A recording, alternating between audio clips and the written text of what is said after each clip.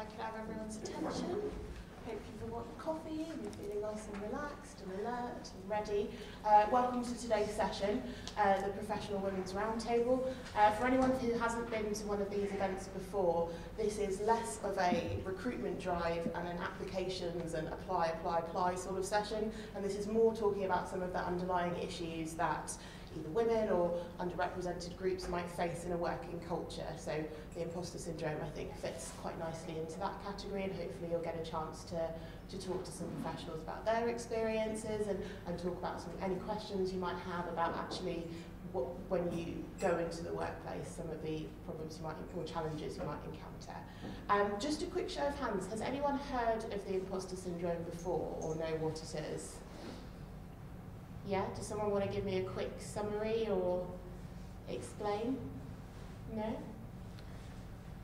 Okay, that's fine, because I have a 3-minute TED Talk which will hopefully give a little bit of context to what we're going to be talking about today, and then I'm going to introduce you to our lovely panel of professionals who are going to share their experience, give some advice, and just talk about their understanding of the imposter syndrome, and then we're going to ask our guests to join you on the tables for your follow-up questions, and we'll rotate every 10 or 15 minutes or so you get a chance to speak to everyone. Does that sound good? All right, let's listen to the talk.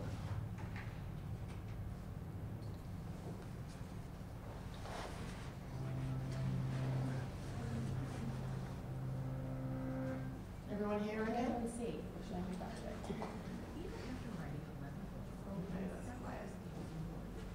Angela couldn't escape the nagging doubt that she hadn't. Even after writing 11 books and winning several prestigious awards, Maya Angelou couldn't escape the nagging doubt that she hadn't really earned her accomplishments. Albert Einstein experienced something similar. He described himself as an involuntary swindler whose work didn't deserve as much attention as it had received. Accomplishments at the level of Angelou's or Einstein's are rare, but their feeling of fraudulence is extremely common. Why can't so many of us shake feelings that we haven't earned our accomplishments, or that our ideas and skills aren't worthy of others' attention? Psychologist Pauline Rose Clance was the first to study this unwarranted sense of insecurity. In her work as a therapist, she noticed many of her undergraduate patients shared a concern. Though they had high grades, they didn't believe they deserved their spots at the university. Some even believed their acceptance had been an admissions error. While Clance knew these fears were unfounded, she could also remember feeling the exact same way in graduate school. She and her patients experienced something that goes by a number of names: imposter phenomenon, imposter experience, and imposter syndrome. Together with colleague Suzanne Imes, Clance first studied imposterism in female college students and faculty. Their work established pervasive feelings of fraudulence in this group. Since that first study, the same thing has been established across gender, race, age, and a huge range of occupations, though it may be more prevalent and disproportionately affect the experiences of underrepresented or disadvantaged groups. To call it a syndrome is to downplay how universal it is. It's not a disease or an abnormality, and it isn't necessarily tied to depression, anxiety, or self-esteem. Where do these feelings of fraudulence come from? People who are highly skilled or accomplished tend to think others are just as skilled.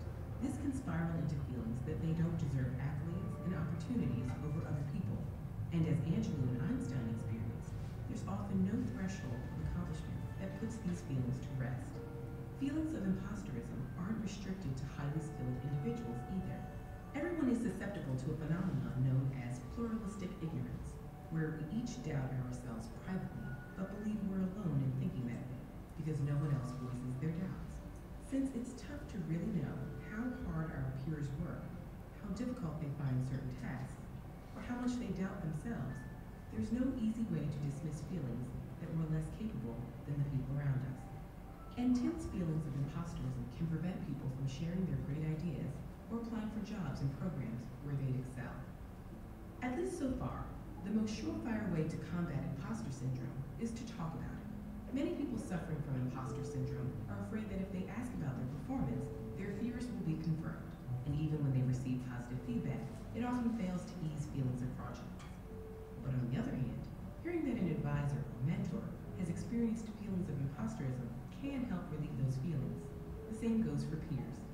Even simply finding out there's a term for these feelings can be an incredible relief. Once you're aware of the phenomenon, you can combat your own imposter syndrome by collecting and revisiting positive feedback. One scientist who kept blaming herself for problems in her lab started to document the causes every time something went wrong. Eventually, she realized most of the problems came from equipment failure and came to recognize her own competence. We may never be able to banish these feelings entirely, but we can have open conversations about academic or professional challenges. With increasing awareness of how common these experiences are, perhaps we can feel freer to be frank about our feelings and build confidence in some simple truths. You have talent, you are capable, and you belong.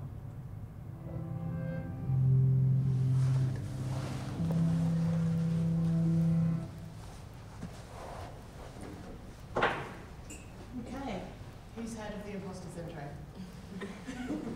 Has anyone experienced what was spoken about in the video? Does that relate to any of your experiences, either in work or in study or in life?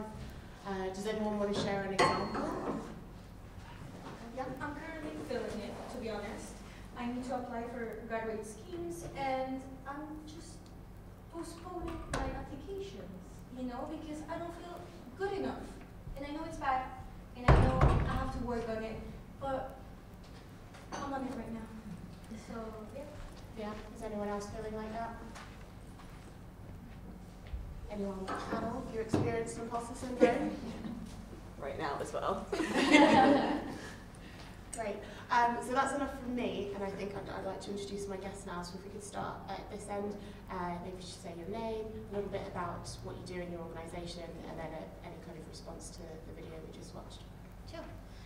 Hi, my name is Maddie, and this is Madeline, no one ever calls me that. I work at Accenture, and I am the internships lead at Accenture, so I recruit all of our consulting interns into the firm. I also lead the inclusion and diversity strategy for early talent recruitment. I have certainly experienced imposter syndrome throughout my career and at school and at university. I studied at the University of Cambridge, which, as you can imagine, is quite an intimidating environment to be in. And I frequently, even though I come to events like this, get mistaken for the students. For a student, I know that I am quite young, look quite young. I think that kind of ties in as well with feelings of how did I get here, what am I doing here, and I'm going to get found out any moment now. So I definitely have experiences of that, but I'm sure we'll discuss in more detail later.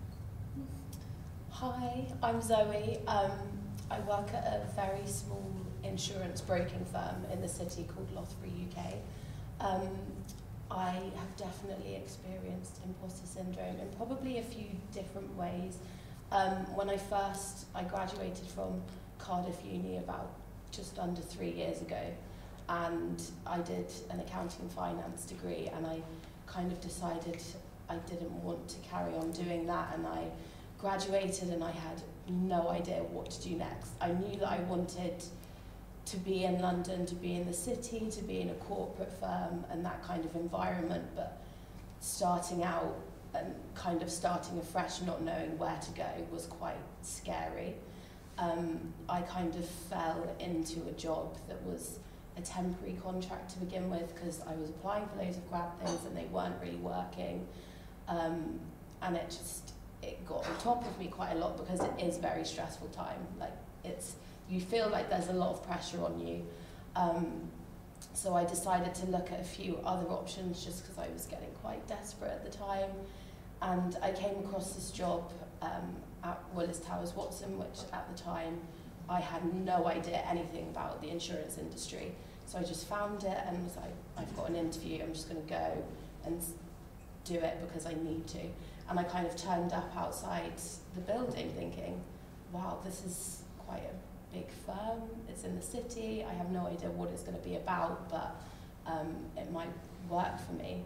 And I worked there for 6 months, learned all about the industry, which I knew nothing about before, and loved it and thought that it might be the right thing for me to do. the contract kind of came to an end, and I would have wanted to stay at Willis, but in a different role. And at the time, there weren't many options available. So I looked for other things, and specifically broking then, before I'd kind of been more back office, operational side. But I knew that I wanted to be client facing and more into the day-to-day kind of work of an insurance broking firm. But I got an interview at the place I'm at now, and I felt like I wasn't good enough. I didn't have any experience in doing that. I just thought, oh my God, what am I going to talk about in an interview? I have no idea about enough of this. And I talked myself out of it into actually cancelling my interview the day before. And my manager at the time of the place said to me, oh, like, how are you feeling about tomorrow? And I said to her, I can't do it, I can't go. I completely talked myself into not being able to do it. And she said, look, we can get around this. You can do it. And she gave me the confidence to be able to work around it. And I changed my interview to a few days later. And it just goes to show that if you do push yourself and do something that isn't in your comfort zone and isn't natural to you, or you don't think that's what you want to do, sometimes it works out the best way. And then again, when I've started in this industry, the other thing that we face quite a lot is the male versus female dominance of males, because in Lloyd's of London, sorry, I've got a bit of a cough, they only allowed women to go in there very recently, in the last kind of 50 to 60 years. So I was working, or have been working, with people that were in the industry when women weren't allowed to be brokers or be in the room in Lloyd's. And it's getting so much better, but on the broking side rather than the underwriting side, there's definitely a more majority of males. And when you're walking in Lloyd's, and I'm going around to see different underwriters, there'll be about 30 guys walking in front of me and probably only 2 other females doing the same thing as I am. So it was quite daunting to begin with, but there's I've learned a lot of things along the way as well, so I can help answer questions about that. But yeah. Hi, I'm Rayha, so I work in the insurance market as well, but I work on the insurance underwriting side rather than the broking side. And I've been in the insurance industry for about 6 years now. So for me, I've felt the imposter syndrome quite a few times along the way. So I didn't actually go to university, so my first sort of imposter feeling was when I thought, you know what, I'm not good enough, I don't have a degree, I'm not good enough for these roles. So even I did something similar to what Zoe did. I almost cancelled my interview because I thought, I'm not good enough for this, I'm not going to go for it. But my sister was like, do you know what, go for it and see how it goes, you've done well enough, your A-levels and things like that, so go for it, see how it goes. I actually went to the interview and I got the job. And then even moving from so I've been in 2 sort of different insurance firms over the past 6 years, and I think quite a few times along the way I felt like, do you know what, I'm an imposter because there are all these new grads coming in as well, there might be more competition, but I think it's more about self-belief, and I think having a sort of mentor during your career is also quite helpful. So my manager has been amazing in terms of telling me you're good enough, you've got the experience, and you're doing really well. So even just talking about it, I think they mentioned that in the video, just speaking about it, being open about how you feel, that sort of helps along the way. Also, as Zoe mentioned, it's quite male dominated, and it's sort of white male dominated in the insurance industry. So me being an Asian female, it was also quite daunting at first. But you sort of overcome that, and I think recently it's becoming a lot better in terms of D&I. Everyone's speaking about diversity and inclusion, so you see the bigger picture overall nowadays, and we're all sort of working towards that. Yeah. I'm Shalom, I'm from PwC. I work in our cybersecurity team, not audit, we do other things. So for me, imposter syndrome has been largely linked to my confidence as well. My career, I didn't really have a plan, so I've kind of bounced from thing to thing. So every time I kind of look to change or end up somewhere new where I've been really confident. Like, yeah, I've got the place, I'm going there. I arrive up and I'm like, what am I doing here? So at the moment I mentioned that I'm feeling the imposter syndrome currently. So I joined PwC roughly 2.5 years ago as an experienced graduate. I was 25. I decided when I came out of university grad schemes, probably a bit of imposter feeling then as well, actually, that I just wasn't right for it. So I took a different turn, came back at 25 and was like, oh, actually, one of my friends has done it, I'll give it a go. What's the worst? They'll say no and I'll just find something else. So I got it, was really happy, really excited, turned up on the first day, and again, it's all new graduates, straight out of university, and I'm there like, I shouldn't be here. Like, they're already there, they're only 21, they're 22, they've already got this grad scheme, I'm 25, I should be doing something else, I should be somewhere else. Thankfully there, again, found a really good mentor, and they kind of helped me through it, and I found my feet a lot quicker than I first imagined. So I've had a really good career there for 2.5 years. In October, just a year gone, one of my directors approached me, and he is building an application in-house, like a platform. Now, at PwC, we don't do that. We do services, right? We give our clients people who do work. So it's nothing I've ever considered in the realm of possibility of getting involved in, is helping to develop or kind of drive forward an application. He was having a change in staffing and he wanted me to join the team. I went backwards and forwards for weeks. Should I do it? Shouldn't I do it? It's nothing I know about. How on earth am I going to do this job? And I kind of thought, I spoke to quite a few different people that I trusted within the company, and someone said to me, it doesn't matter if you feel like you can do it or can't do it. What are you going to feel like in February if you haven't taken the job and someone else has got it? And I was there like, okay, that's got me, right? Even if I fail, I don't think I could deal with someone else having it and then sitting on the other side going, oh, I should have at least given it a go. So I'm here now. I'm 3 weeks in. Week 1 went really well. I thought I really had it done. I was like, yeah, made a great choice. Week 2 nearly broke me. Was very much, why am I here? I don't know what I'm doing. The developers are talking about all this kind of really technical stuff, and I don't know what any of it means. How on earth am I going to deal with it? Week 3 was very much similar. And so I'm just into week 4 now, and actually all of that feeling out of place and working really late to try and catch up, things have just kind of slotted into place now. But I very much expect that this will be my good week, and next week the imposter syndrome will feel back. Something else will be thrown at me.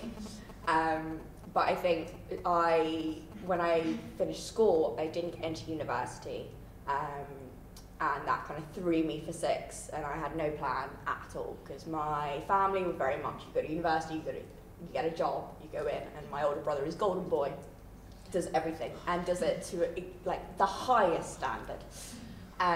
So I had to redo my life, and one of the things I did was work and save up to train to be a ski instructor. So I was like, if I've got this time up, I'm going to do it. And that's actually somewhere my instructor there kind of said something to me that's kind of stayed with me the entire time, is if you don't fall over, you're not trying hard enough. And that's something that I've tried to bring across into the corporate world. If I don't fail, I'm not trying.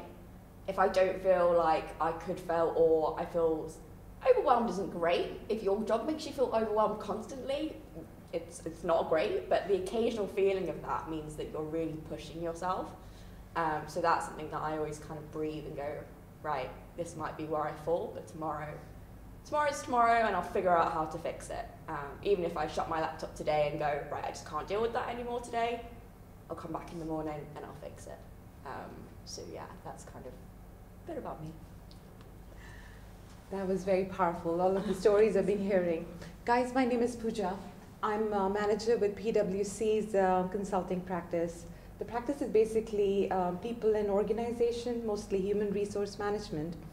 So I have about 14 years of experience across geographies, mostly, let's say, Dubai, Abu Dhabi, India, Kuwait, Doha. I did the project in Saudi as well. Not great, but it is what it is.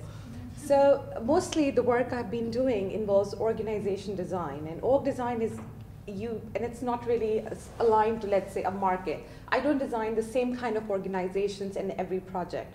I wish I could, because then I would become an expert, but that's not the case. And it requires a lot of learning, because sometimes it could be a telecom organization and sometimes it could be a banking institution. As I say, I have never designed similar entities so far, so the learning curve has to be like super, super steep. How I've been feeling imposter syndrome is every project I go in, I have this fear, oh my God, what if I'm not able to get it right? And my interactions have to be with the CEOs, the C-suite. And I feel this kind of a fear inside, oh my God, what if I say something wrong? And then people are like, no, she doesn't know what she's talking about. She's not an expert. In consulting, like a lot of industries people talk about here, my colleagues have mentioned, is very male-oriented as well. Although PwC is making a lot of strides in terms of getting the D&I right. However, there's a lot to be done any which way. So I don't speak the right accent, I don't have the right color, I don't have the right background. Those kind of fears seep in, and I'm like, God, plus I don't have the technical, let's say I'm designing a telecom institution, I don't even speak that language. The fear, despite working until 4 a.m., learning more than the SMEs could, the fear always, always is there. One time, I will share this example and with everyone. I was sitting in a board meeting with the CEO of a bank, a very large financial institution in Dubai. And I had to talk about their employee performance management. So I had done a review, and I had to, as part of the overall org design, I had to talk about, what are the areas of improvement. The performance management system over there was crap, absolutely rubbish. The bank was doing really, bank was in losses. It was surprising, bank is not doing great. However, employee performances have been shooting off the roof because it's tied to bonuses. So if you guys have studied HRM, I'm not sure what the background here is, you know that employee performance management has to be aligned with the corporate performance management for a change. So how is it possible? The bank isn't doing well, employees are doing well, the bonuses are allocated. It was quite a bit of a disappointment. And I had to speak, and my partner had said, Pooja, let's not make a big hue and cry. Let's go to the meeting, just talk about the high-level findings.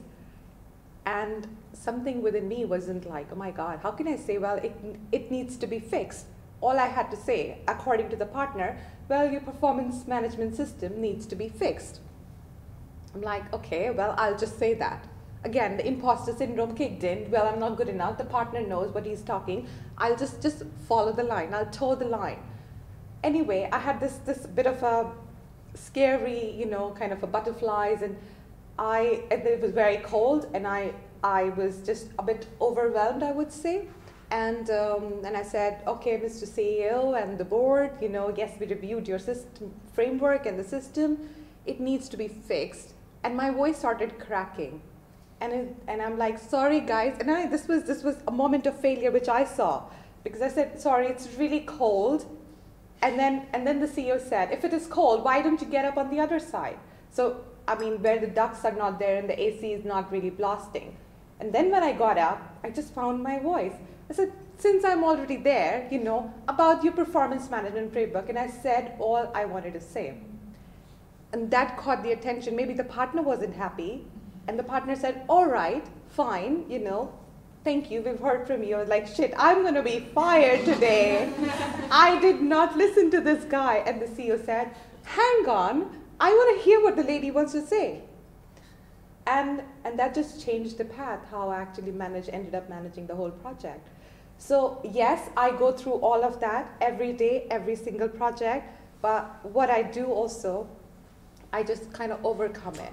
Sometimes I just wing it, like right now, I didn't really think about what am I going to talk about it, and sometimes I actually just, let's just go for it. And like you mentioned, you're thinking about your college, the application, you want to apply, absolutely go for it. I applied for a program at London Business School. It's called the Sloan Masters in Leadership and Strategy. The average years of experience is 18. I called the admissions recruiting manager and I said, I want to apply, and that was last year, by the way. And she said, she just emailed me, sorry, your years of experience is too low. Why don't you apply in 2012 or not, 2020 or 21 or something like that. I'm like, okay. I still applied, got in, scholarship, deferred for the next year. But all I'm saying is go for it. When you said that, I was like, yeah, that was me last year. Yeah. So, yeah. Fantastic. Thank you, guys. Just from what you said, there are a few common themes around kind of feeling too young to be, and I think for a lot of our students, you know, entering early careers, I think that's a real point of imposter syndrome. And you guys feeling, a few of you were talking about not feeling like experts, and I guess the nature sometimes of what you do is that you have to be more of a generalist than a specialist, and kind of overcoming that. Another thing that I think you guys pulled out, which was good, was about talking about that support system, whether it's someone at home telling you to apply or finding someone at work that you can be a mentor to. I think they're all really good points that I want to tease out just a little bit. But I wanted to see if anyone else had any questions before I do. Ask anything. Exactly. Okay, all right, I'll start then. So I wanted to ask a little bit more about that support system, particularly at work, and how do you generate a mentor, and how do you find that person that can help you overcome, for those that mentioned it. So I think, Zoe, you definitely talked about finding a mentor at work. So I think when I was at Willis originally, I was really lucky with my manager. She knew where I was and kind of took me under her wing and gave me that support when I completely kind of broke down about the interview. And that made me realise that there are people out there who want to help and want to talk about things like this. Now that I'm in a slightly smaller company, I've kind of had the opposite, in which case I'm much more independent. I do have a line manager, but not in the same way that I did previously. And especially I'm in an all-male office, and I felt like I needed more support. So it took me a bit of time to get used to that, but I worked out that what I did need was more female kind of encouragement, and also to carry on those conversations that I was having with a mentor previously. So I made the decision to kind of go out and look for more support networks. So networking events, women's things specifically, and I found 2 amazing people that I then met up for coffee with and drinks with every few months or so, to kind of build that network more. And what I've learned is, if you're not getting something from where you are in your job or in your team, you can find it elsewhere. And yes, it can be daunting to put yourself out there and go out and find these things, but they are there if you look for them, and look for them in the right places. There are people that want to help, and it was quite daunting, because the initial first reaction is, oh my God, I've organised this, but what do I have specific questions? Can I just go and have a chat? Are they going to think what is this girl doing? And actually, as long as it's whoever it is, if they've agreed to go for coffee with you, they want to help. They want to know what's going on in your life, in your work life, and they want to be that support network for you. So don't be scared to go and find some other people that aren't in your team or aren't in your specific company. Obviously, it's slightly easier in the bigger firms, because you can do that within your firm, but there are other people, and LinkedIn is a great way as well, just to, if there's someone that you know of or have seen that you really admire what they've done in their career, just send them a message and say, I'm looking for a mentor, or I'd be really interested in just meeting for a coffee to discuss a few things. The worst they can do is not reply. And if you send a few of those out, you'll definitely get people that are keen to help, because they want to help younger people get to either where they've been or help. So yeah, that's what I would advise. I think most companies nowadays tend to have schemes internally. So especially with my company, I think PwC have a scheme as well. Yeah. So they sort of match you with mentors, mentees. So it's very easy to apply. And So as Zoe said as well, there's loads of networking events all the time. So I think if you sort of go go to those, it does help quite a bit. Just put yourself out there. Yeah. We have, in our company, we have career coaches. Okay, guys, if you can leave your bags and follow me, this is not a drill. We'll come back to that. It wasn't real. It was a drill. Surprise drill, sorry. Probably not expecting anyone to be in the building. So Sorry. No, it's alright. As you were. So at PwC, we do have career coaches. It's formalized, as you guys mentioned that it's a bigger entity, thousands of people. So it's very formalized in the culture of the organization. Yes, you have a reporting manager, but you also have a career coach. And that career coach is responsible for guiding you, leading you in the right direction, getting you to the right kind of opportunities. You may not be interested in the project you've been assigned, for example, or you may have a different kind of a career ambition. So that's the formal responsibility of a career coach. And when it's a formal framework, everybody takes it very, very seriously. And then you obviously have the informal ways of working, as Zoe mentioned, and Reha? Yeah, you mentioned as well. So you can obviously reach out. It is completely up to you and the kind of initiative you want to take in your life. It lies in your own hands. Yeah, so I look after our graduates in the cyber team now, because I joined as a grad scheme, and we had some people who were about two grades above us who were looking after us, and then they went off on different challenges. And no one took us on, and I made a bit of a stink, and then I got the partners all turned around to me and went, "Will you fix it then?" I was like, "Oh, okay, cool, right, how do I do this?" And one of the things I always tell our graduates, so some of them have had previous experience. At the moment, we've got someone who used to be a portrait painter, of all things, who have now come into cyber, so you can literally join, just again, coming back to joining grad schemes, just give it a go, you never know. Yeah. But one of the things I say to them is go for tea. We're up here talking about ourselves. Everyone loves to talk about themselves. Just be like, if it's someone within, as kind of Zoe was saying, whether it's someone internally or externally, just go for tea. Ask them about themselves. It's something that I really encourage them. In my team, we don't really have managers. Or we have managers, but they're not line managers. We're kind of a pool of kind of grades, and you're all linked together depending on what engagement it is. And we have career coaches, but often they're not around, or they could be in a completely different region, could be in Manchester or somewhere like that, so they're not always that available. So it's going for tea and finding those people that really resonate. And when I took on this role and I kind of went around to speak to people, I went to people that I'd worked with previously, I went to people that I'd worked to on the client side. So I actually have a client that I worked with for a year, and we happened to get on really well. Doesn't always happen. Sometimes clients are difficult to work with, I'd say. Politely putting it. Challenging. You might not go for a drink with them. But this client has become a really good friend of mine, and she's gone into a new role as well. So we're kind of both figuring out this new place. And we went for a coffee last week because I messaged her being like, she has no need to keep me on board as a mentee.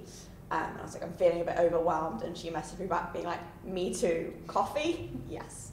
And we went and we just talked about it, and it's interesting, she's probably about 10 years older than I am, and so quite a bit further down in her career, she's kind of director level, but the things she was kind of grappling with was quite similar to what I was grappling with in the kind of themes.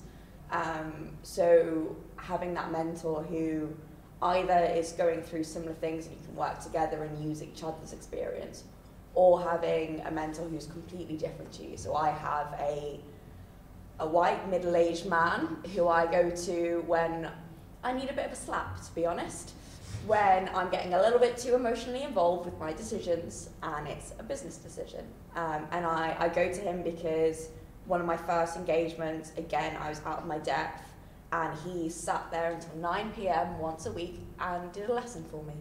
He taught me. So he was really great, and when I took on the graduate stuff and I had to persuade the partners that it was worth me giving up chargeable time to invest time into our kind of younger team members, I had all the emotional kind of arguments down that, could be great and these people deserve it, they've chosen us. He was like, that's all lovely, but the partners care about money. You know, they've got a business to run. They can't always do the best thing for people because they have to keep paying people's paychecks. And he was like, how are you going to sell this from a business point of view? I was like, oh, well, I had this whole concept, but actually, yeah, that's true. And so when I make decisions, I kind of have mentors for different reasons. And I know as I've gone through my career, I recognize my weaknesses. So I've found people who can really counter those weaknesses and make me rethink about problems. So I'd say that's really interesting. So you don't always need a mentor who's going to kind of show you the path. Sometimes you need a mentor who's going to challenge the way you're thinking and kind of change that and help you develop in that way. And also it's very much, your mentor isn't always right. Sometimes you come out of those meetings and go, no, I think I'm going to keep doing what I'm doing. But that's fine, right? At least it's solidified what you're thinking, and you know, it's still very, very helpful. To add to that, perhaps, you know, always trust your gut instincts. You know, we suffer from the imposter syndrome generally because we don't have enough faith in ourselves. No matter, you know, as Siobhan rightly said, no matter what the world tells you, they may be experts in their fields, they may be great, but sometimes you have to trust the inner voice. Mostly, you know, it's the instinct later on when you mess up and her instinct says, well, I did tell you so. We just often don't really listen to it because of the insecurity and the self-doubt which creeps in all the time. So listen to your own gut, listen to yourself. Yeah, definitely. There's two things that one thing someone said to me last year, I got really sick and I kept going to work, and they were like, you need to take a day off and just go and rest. And someone said to me, I mean, if anyone's studying to be a doctor, this might not apply, but it was like, you're not doing heart surgery. Like, if you fail, if you take a day off to rest, we're not doing heart surgery. Exactly. So if you get it wrong, that's fine. Like, we'll fix it in the morning. And when I started to do the graduate stuff, I was challenging a lot of the partners. And as kind of it's been laid out, like, in our firm, often partners' word is like law. Exactly. So quite often, as in their eyes, a second year, so extremely junior, was turning around going, you're wrong, basically. And I remember quite a few times I found a mentor in that project in kind of how to phrase things and how to get things done. But a slogan that I've done is I'll write an email, I'll rewrite it, I'll be staring at it going, I know I need to send this, but I'm afraid. Is the instantaneous, oh, fuck it. Shit. Right, well, it's gone now, so we'll just see what happens. And I think that's sometimes what I did with like the graduate scheme stuff, being like, well, I've stared at it, it just has to go now. Emails, decisions, and like, you know what, no matter how bad it gets, I'll figure it out. It'll be a new challenge. Exactly. So there you go. Apologies for swearing. We'll edit that out later, don't worry. Great, so I really want to get you guys on the tables now so that you guys can ask your follow-up questions. And the way that we'll do this is we'll try and rotate every 10 minutes or so just so that you get a chance to speak to everybody. Do help yourself to tea and coffee in between, and we'll look to wrap up at about 9:30, although I know that some people have classes at 9, so if you do need to go, just quietly leave. All right? Guys, if you wouldn't mind choosing a table.